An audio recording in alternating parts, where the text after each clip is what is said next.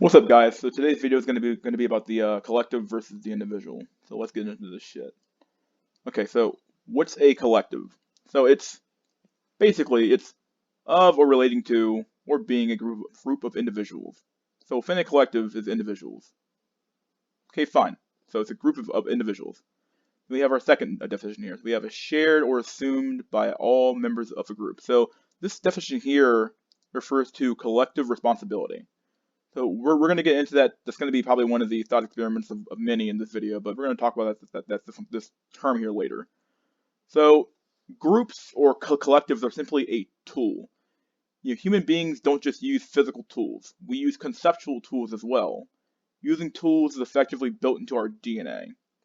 So a hammer could be used as a hammer, just to hammer in a nail or to kill a man. Hammer just because we have a hammer doesn't tell us what we ought to do. We could kill a person with it. We could hammer nails. We could, I don't know, use it to beat down drywall. We could use hammer for anything. You know, how a tool is used is totally up to us. So responsibility could be used to get someone to do the right thing or punish them for doing the wrong thing. Once again, just because a tool exists doesn't tell us what we should do with it, or if it's even a good tool. I suppose that time is the great test for all great tools, but whether or not it's the best tool for the job or not is always up for debate. So some examples of tools here, you have division of labor, different people do different jobs. It frees up people to do other jobs, so, people can do more stuff and society can progress forward with people doing different tasks. You get more shit done, you get to leverage talents. Unless you're God, one person can't do it all.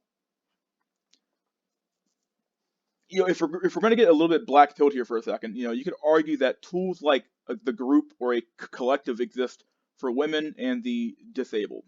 So an able-bodied man could probably survive in the wild on his own. Men do benefit from the group too, but are often feeding into it and taking out less than they get. So, like, once again, one example of a man benefiting from a group is division of labor. This is already said all this stuff here, but you get more shit done. We can get more work done if we all take the labor and divide it up, and certain people can do certain tasks. One person might be talented at chopping wood. One person might be talented at fishing. One person might be talented at hunting. One person might be talented at leadership. If you divide the labor up, one person doesn't have to do it all because no one person is God, and nobody has enough power to do it all. There's often not enough time in the day too, but let's keep going. So we have the individual now. So what is an individual? So an individual is existing as a distinct entity. Okay, well that's a pretty easy definition there to go off of, but you also have a relating to or distinctively associated with an individual. So it's one person or thing. And of course we have the concept of individual responsibility. So we have collective responsibility and we have individual responsibility. So human beings, the idea that human beings choose, instigate, or otherwise cause their own actions. So you already know that I have a problem with this definition already, but let's keep going. A corollary idea is that because we cause our actions, we can be held morally accountable or legally liable. I have a problem with this entire definition because it clashes hard with reality, but it's just another tool. Okay? Just because something is true doesn't tell us what we ought to do. So is individual responsibility or the idea of it a necessary evil or tool that we must have to function in a society? This is a question I'm posing. And my response would be, well, it depends. When someone says they want to talk about objective reality and invoke responsibility, then they have already left the realm of objective reality and are operating on the basis of intents and purposes. This thing here exists for intents and purposes. Intents and purposes. It's not objectively true, it's intents and purposes. Okay? Our intents and purposes rarely operate off of what is actually true. The tool seems unnecessary because if this person who is driven by determinism kills someone and gets punished for it, do you really need the idea of responsibility for that to occur? Like, does this idea need to exist for a person to act upon someone else doing an action? Not really. One could say he needs to take responsibility for his actions, but that idea just appears to be something to make us feel better. He will be punished, and it doesn't matter if responsibility exists or not. So whether or not he's individually responsible for his action, whether or not he chose or instigated or whatever, it doesn't matter really at the end of the day. If I walk up and kill somebody, well, people are going to respond to my actions whether I like it or not. You can call that responsibility. You can call it fucking Shaka Zulu land. It doesn't fucking matter what the fuck you call it. Something is going to happen to you if you do something to other people. It's just true. Now, in the case of individuals here, we have extremely special individuals can change the world. You know, they don't do it all alone, or they don't do it alone, but rather they are the tip of the spear. You know, they become the embodiment of ideals and, the revolution and whatever the fuck you want to call it. Alexander the Great is a great example of that. This man conquered the known world, but he didn't do it alone. Him and his soldiers went along, but without him being the tip of the spear and his leadership, it wouldn't have worked. Let's keep going here. So we have responsibility. So what the fuck even is responsibility? So it's a state or fact of having a duty to deal with something or having control over someone. So we have a parent-child relationship. This is an idea of like, okay, well, the parent is responsible for the child. Okay, this is pretty easy. Assuming we want to, if we want to wield the tool of responsibility is what we're talking about. So the state or fact of being accountable or to blame for something. So this is closer to what society actually wants. This is what society is really talking about when we're talking about responsibility a lot of times. So we want people to accept blame and be accountable. But what the fuck do these two words mean here? Well, being accountable means the fact or condition of being accountable. Okay, this is fucking stupid anyway, because normally you're not supposed to use the same term in your definition. But at the very end, we have responsibility. Oh, so effectively, it's responsibility for responsibility's sake. Okay, fine. And blame. Okay, well, assign responsibility for a fault or wrong. Okay, well, responsibility again. So this is circular reasoning. You're responsible because you're responsible. Now we're gonna get into circular reasoning. Let's go there next. So what is circular reasoning? A lot of people know this term through theological debates with Christians and Muslims and Jews about God, but I'm gonna go there. Let's get to the slide here real quick. So we have making a circular argument, or when each stage of an argument refers back to the previous stage, or uses the previous stage as a justification for that one. You just go around in circles. It's effectively tautological, stating the same thing twice but in a different way. New, never before seen product. Okay, well if it's new, then it's also never before seen. So why the fuck are you saying it twice? This is effectively what circular reasoning is. Okay. Now here's a good example of it. A non-controversial example. It's bedtime. Go to bed. Why? Because I said so. Well, why? Because I said so. It's bedtime. Why? Because I said so. Okay, but why do I have to go to bed? Because I said so. Well, yeah, it's circular. But the problem is, and what you're going to find is that a lot of arguments end up being circular at the end of the day. I dare say try it. Like, actually go through your knowledge and figure out how much information you can reason through before you end up finding a gap in your logic where you just have to say either I don't know, which is more honest, or you refer back to the very beginning point. Eventually you run out of rope and you either have to hang yourself on it or proclaim that you don't know and keep researching. This is the realm of science now. Keep researching. The second answer is far more honest than the first, and once again, it's the realm of science. If you just say, well, women are bad because they're bad, this is retarded. Okay, you should fucking off yourself tonight. Please do so. Please kill yourself. Jesus Christ. Use the fucking rope of your circular reasoning and off yourself tonight. Anyway, but you can enforce a circular argument with force. With the parent, what the parent in the example is using is just that. Because I said so is the parent exercising a certain level of control and force over the child. The same goes for government and its laws and taxes. Government has the effective monopoly on force.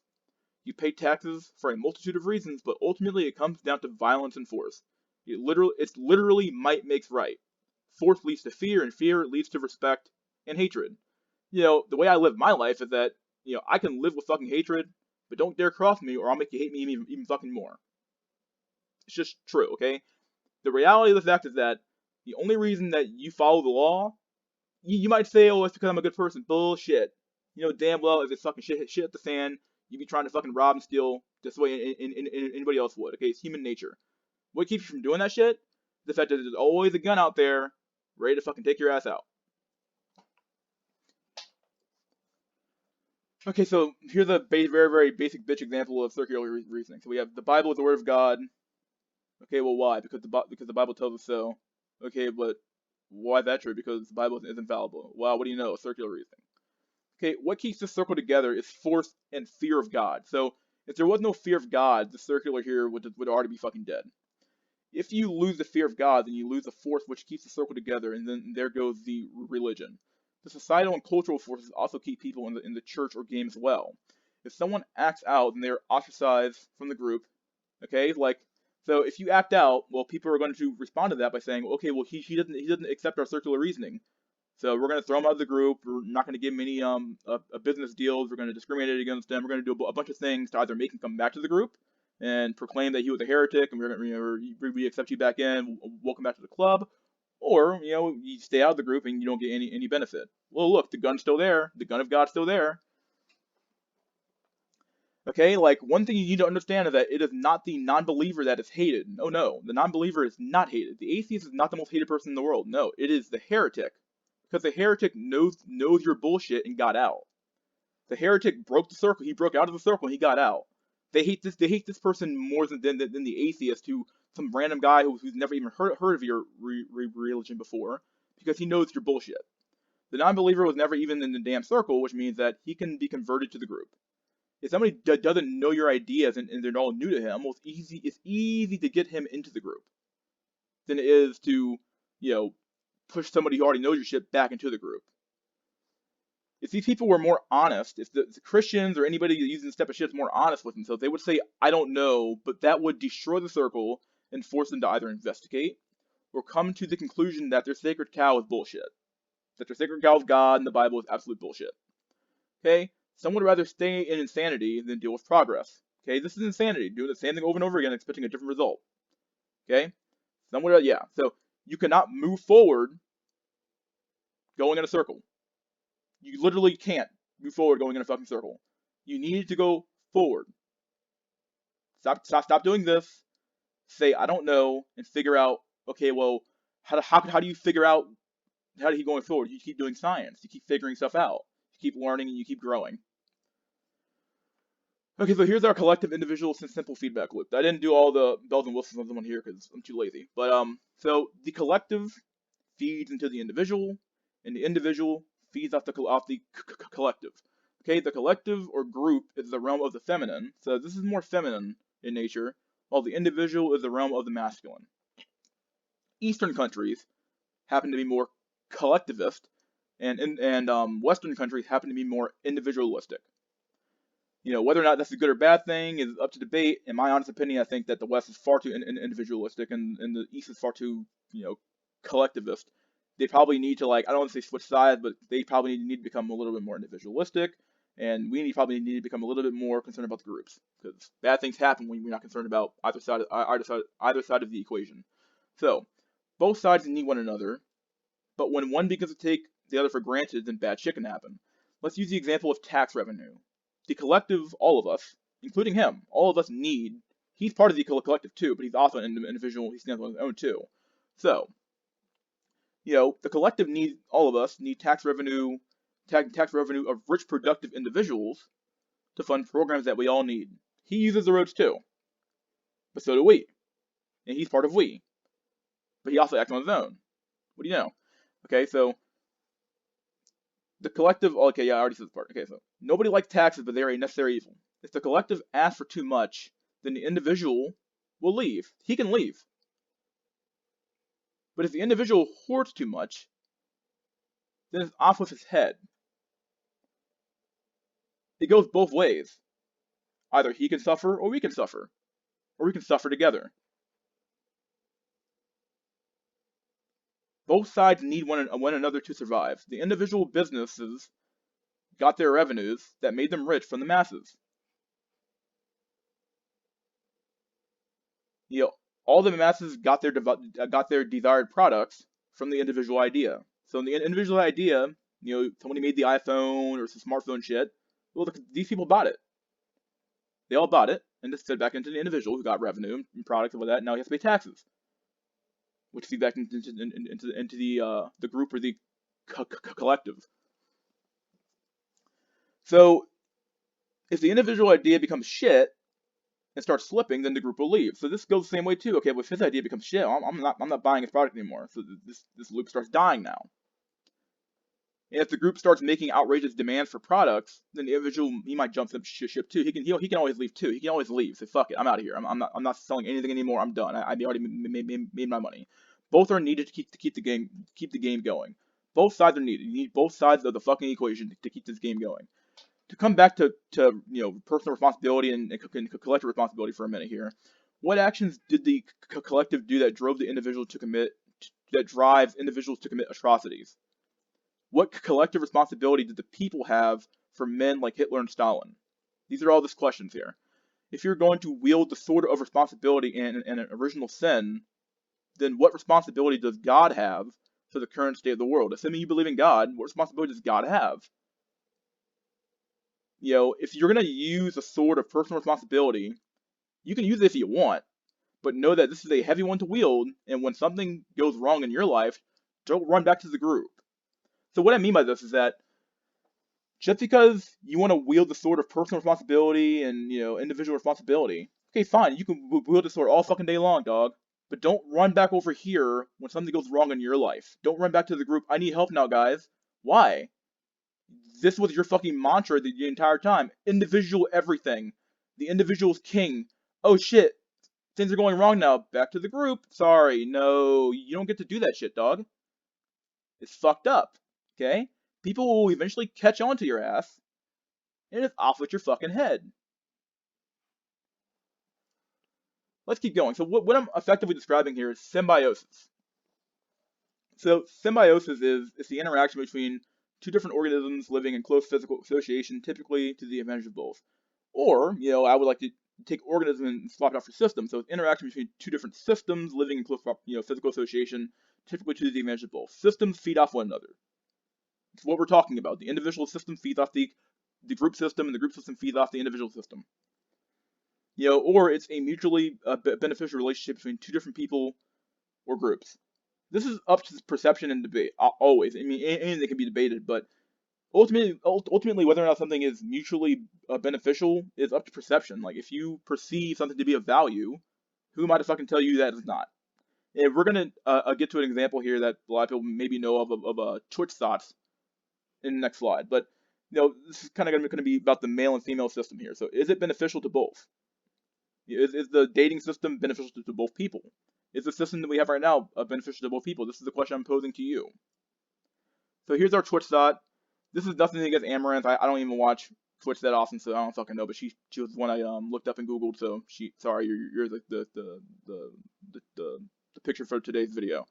So in this experiment, the collective, the masses, the collective or the masses are the beta orbiter cucks and the simps, and the individual is a Twitch thought. It's not about Amaranth herself, it's about the Twitch thots in general. Is there a mutually beneficial transaction happening here? Depends on your perception.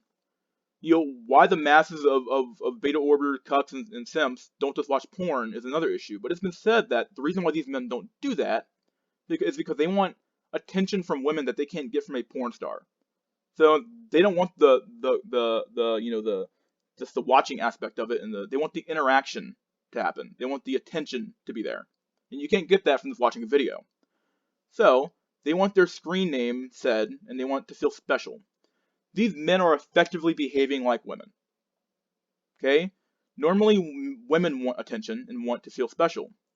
Let's look at the tables have turned now. Now, men want to feel that way too. So, in some roundabout way, they're getting what they want from this woman. Monetarily, you could say they are not benefiting, but once again, it's all about perception. If they view her when she reads the fucking $10,000 donation thing off the Twitch chat thing, if they view that as being valuable enough to get that one burst of a thank you, a beta cuck number 9 for giving me $10,000, if they view that as being worth $10,000, who the fuck am I to tell them no, it's not? I don't think it is. I would never donate to one of these people, dude. Fuck that shit. But who the fuck am I, and who the fuck are you to tell them that it's not? Oh man, let's keep going. So once again, it's all about perception. So men that do this are more than likely a lost cause. Like men that are this low down the fucking totem pole that you're literally just giving women money to tell them hi is pretty fucking low. Like these men are barely fucking men. Okay, keep in mind that the Twitch thought is getting attention, but she's also getting money from it. So she's still in her like she's not like a man now. She's not like all of a sudden become the man because the other men are behaving like women right now. No, she's still getting the attention and she's getting paid for it. Hell, damn, what the fuck, dude? So not only does she get the female attention that she wants that attention bug to get scratched. She's also getting paid for it now. And these men here are so low down the totem pole that they're more than willing to give it to her. I said it before, but no system stands alone. And these are some questions that, you guys can answer in the comment section if you want to, but how are men like this affecting the greater dating and social game? Is it for the better or for the worse? Take everything that you know about systems and determinism and thought experiments and ises and oughts and figure it out for yourself. Like think through it on your own, maybe leave a comment in the comment section and figure out, is this behavior by these low tier men, how is it affecting the greater dating game and social game? Like, if chat's having a massive effect, then surely the men at the bottom are. I mean, the men everywhere are having an effect on the system, but there are certain events that happen that have bigger effects than other events.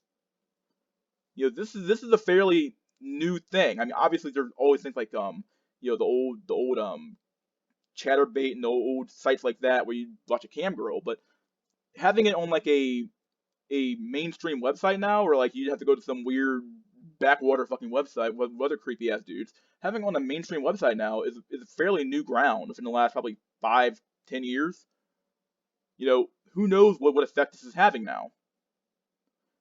One example I can think of is that the economic gain that these women are getting now. Well, they no longer need a man's money to do that to have a lifestyle, but they still expect a man to make more than them. So how the fuck is this gonna work out? She's making like $10,000 or $100,000 a fucking month. What man is gonna have that type of money? It's just not gonna fucking exist. She's priced herself out of the market, or she might won't be able to pursue different men. She might just pursue a Chad for the sex, and everything else doesn't really matter to her at this point. Who knows? Who knows what effects this could possibly have on the system? But we can take some predictive measures and we can make some predictions about how things are going to turn out using the data we have now, establishing an A and going forward. So that's kind of what I want to challenge you guys to do, is to think through, how do Twitch thoughts affect the dating game in the same way that Chad affects the dating game. All right, well, this has been Mystery School. Please like, share, subscribe, leave a comment. I'd like people to start using the discussion board thing. I doubt it's going to happen because I only have like 30 some fucking subscribers, so what I expect. So either way, this was a pretty fun video to make, so I'll see you guys later.